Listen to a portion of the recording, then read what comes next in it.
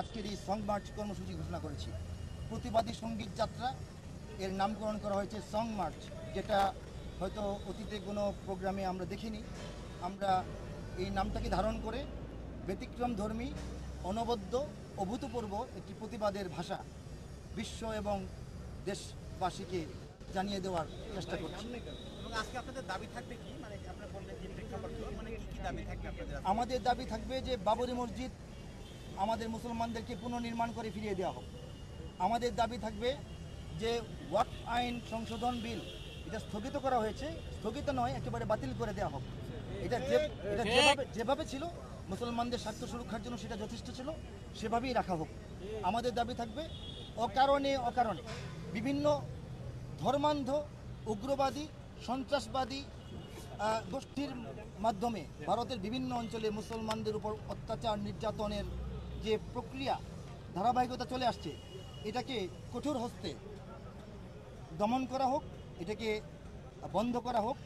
এবং কখনো কখনো এই চক্রান্তের পেছনে, এইসব আক্রমণাত্মক আচরণের পেছনে, এইসব ধ্বংসাত্মক এবং সন্ত্রাসবাদী আচরণের পেছনে বিভিন্ন সরকারের ইন্ধন থাকে। রাষ্ট্রের তত্ত্বাবধান বা পৃষ্ঠপোষকতা পরোক্ষ বা প্রত্যক্ষভাবে প্রমাণিত হয়। সেই সব আচরণ থেকে ভারতকে রাষ্ট্র হিসেবে এবং ভারতের সরকারকে এবং ঊর্ধ্বতন কর্তৃপক্ষকে আমরা আহ্বান জানাচ্ছি সরে আসার জন্যে, এবং সারা পৃথিবীর সমস্ত দেশে সমস্ত মানুষের সমস্ত অধিকার যেন বজায় থাকে।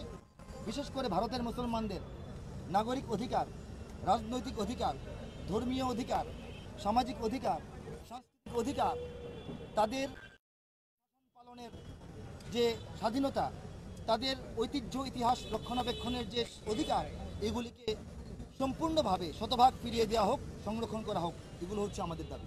রাষ্ট্রের কাছে আপনাদের কোনো এই প্রেক্ষাপটে যে রাষ্ট্রীয়ভাবে কোনো আমাদের রাষ্ট্র বাংলাদেশের কাছে, হ্যাঁ, বাংলাদেশের রাষ্ট্র এবং আমাদের যে বর্তমান সরকার, তাদেরকে একটা ধন্যবাদ জানাচ্ছি। এই প্রথম মনে হয় বাংলাদেশ রাষ্ট্রীয়ভাবে ভারতকে জানানো হয়েছে যেন ভারতের মুসলমানদেরকে সম্পূর্ণ নিরাপত্তা দেওয়া হয়।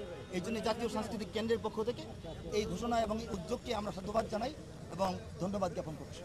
এবং আমাদের আহ্বান থাকবে আমাদের রাষ্ট্রের তরফ থেকে কূটনৈতিকভাবে ডিপ্লোম্যাটিক সমস্ত পলিসি প্রয়োগ করে সারা বিশ্বের মুসলিম রাষ্ট্রসমূহের সঙ্গে সুন্দর সম্পর্ক বজায় রেখে এবং আন্তর্জাতিক পরিমণ্ডলে যারা দায়িত্বশীল কর্তৃপক্ষ তাদের সঙ্গে যোগাযোগ রেখে ভারত সহ সারা দুনিয়ার নির্যাতিত মুসলমানদেরকে রক্ষণাবেক্ষণের জন্য আমাদের যা করা দরকার সম্ভব সেই উদ্যোগ আমাদের সরকার গ্রহণ করবেন, সেই প্রত্যাশা আমরা জাতীয় সাংস্কৃতিক কেন্দ্রের পক্ষ থেকে আজকে আপনাদের মাধ্যমে পেশ করছি। আপনার নাম আর একটু আমি জাতীয় সাংস্কৃতিক কেন্দ্রের সভাপতিত্বের দায়িত্বে আছি। আমি কবি মুহিব খান। আমাদের সংগঠন জাতীয় সাংস্কৃতিক কেন্দ্র।